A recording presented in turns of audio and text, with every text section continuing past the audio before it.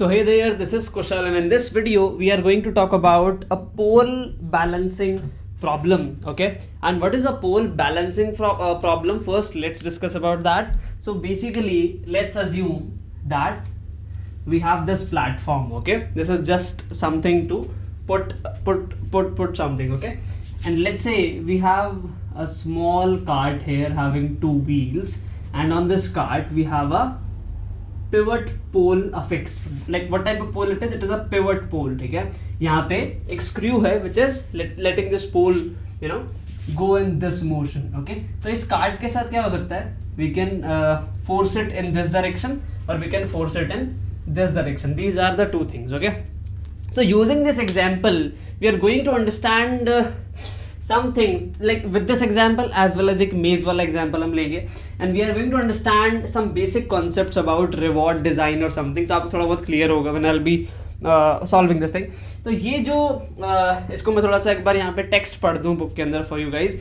The objective in this task is to apply forces to a cart moving along a track so as to keep pole hinged to the cart and saving it कि ये गिर ना जाए. हमें basically इसको हमें कुछ इस तरीके की चीज करनी है. आप समझ रहे हैं?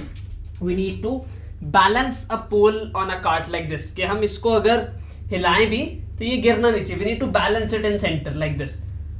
समझ पा रहे हैं आप? तो this is what we have to train in order to do this thing. This thing is also discussed in the reinforcement learning book as example number 3.4. You can also check it out. So basically यहाँ पे कैसा system इन्होंने बनाया है, यहाँ पे लिखा हुआ है a failure is said to occur if pole falls past a given angle from vertical और if the cart runs off the track. यहाँ पे दो ऑप्शन हो सकते हैं, या तो ये कार्ट उछल के बाहर चली जाए, ठीक है, तो इसको हम बोलेंगे फेलियर, ठीक है, या फिर अगर ये जो पोल है ये एक स्पेसिफिक एंगल से और नीचे आ जाए इधर या इधर, then we will also call it a failure. Failure मतलब जो एपिसोडिक टास्क की हम बात कर रहे थे, यहाँ पे हमें मल्टीपल एपिसोड्स चलाने and one episode will end when one of these situations will occur. तो इनको हम क्या बोलेंगे? Terminal states, S plus. Okay, now after this failure the pole is reset to vertical after each failure. Obviously this task could be treated as episodic. Obviously जैसे मैंने भी आप लोगों का कि एक एपिसोडिक टास्क है, तो वही चीज़ यहाँ पे लोग कह रहे हैं, where natural episodes are repeated attempts to balance the pole. Okay, the reward in this case could be +1 for every time step on which failure did not occur. ठीक है, तो रिवॉर्ड क्या है? हमेशा देखिए, एक बात ध्यान रखिए, जब भी आप कोई रीइंफोर्समेंट लर्निंग से किसी प्रॉब्लम को सॉल्व कर रहे हैं, you need to decide what reward you have to keep. So basically जो चीज़ आपकी सबसे इम्पॉर्टेंट है ना, जो आप करवाना चाहते हैं, जैसे यहाँ पे सबसे इम्पॉर्टेंट क्या है? सबसे ज़्यादा टाइम तक इसको बैलेंस किया जाए. So we need to attach reward with time. Okay, मतलब टाइम को मैक्सिमाइज करना है ना बेसिकली हमको, तो रिवॉर्ड भी वही होना चाहिए जो उससे अटैच्ड हो और फिर उसी चीज़ को मैक्सिमाइज करें. सो बेसिकली जितने टाइम तक ये खड़ा करेगा, हर एक सेकेंड पे या फिर हर एक टाइम स्टेप पे we are giving a +1 reward. ठीक है, that's how the reward is being designed here. And for every time step on which failure did not occur, so that the return at each time would be the number of steps until failure. ठीक है, तो return obviously क्या होगा? Return is your GT in which you basically sum all the rewards. तो total return क्या होगा? जितना time ये खड़ा रह पाए. So basically that is our return, and this is the thing we need to maximize in the long term. ठीक है, in this case successful balancing forever would mean a return of infinity. कि भाई अगर हमेशा के लिए खड़ा रह गया तो वो एक continuous task हो जाएगा, एपिसोडिक बन नहीं पाएगा. Alternatively we could treat pole balancing as a continuing task, जो मैंने अभी आपको बताया, and then we will have to use discounting returns. ठीक है, in this case the reward would be -1 on each failure and 0 at all the times.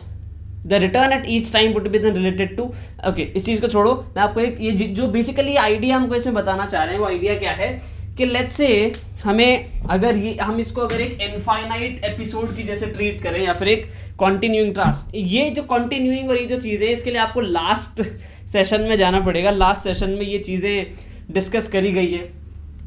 So basically अगर ये continuing task बन जाता है, ठीक है, कॉन्टिन्यूइंग टास्क मतलब ये कभी भी गिर नहीं रही है, and you are maximising this thing on let's say a single episode, तो उसमें क्या होगा? Your total return is going to be infinity, क्योंकि आप हर सेकंड पे एक रिवॉर्ड दे रहे हैं। तो यहाँ पे इसका एक बहुत अच्छा सोल्यूशन दिया है कि आप क्या कीजिए, आप यहाँ पे भाई टाइम तो फिर हम एक तरीके से मैक्सिमाइज कर नहीं सकते, वो तो ऑलरेडी मैक्सिमाइज्ड है।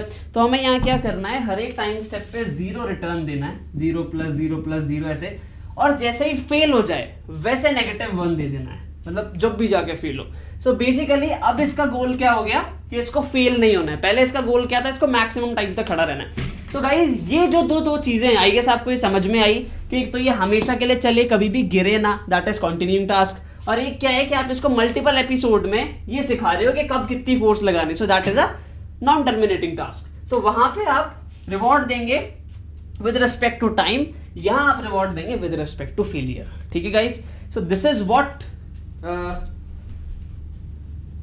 What our pole balancing problem है। और इससे आपको थोड़ा सा ये समझ में आया होगा how rewards are designed. Okay, अब यहाँ पे इन्होंने एक एक्सरसाइज दी है, दैट इज एक्सरसाइज 3.6, एंड इसमें इन्होंने लिखा है, suppose you treated pole balancing as an episodic task but also used discounting with all rewards 0 except -1 upon failure, जो भी हमने डिस्कस किया।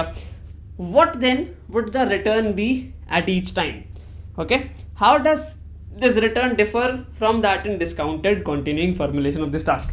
मतलब बेसिकली ये वही चीज़ पूछना चाह रहे हैं जो मैंने आपको अभी एक्सप्लेन करी कि भाई अगर हम 0 रिवॉर्ड लेंगे, एक केस तो ये हो गया कि हमने 0 रिवॉर्ड लिया, और एक केस हो गया कि हमने रिवॉर्ड तो 1 रखा पर डिस्काउंटिंग यूज़ करी कंटिन्यूइंग टास्क के अंदर।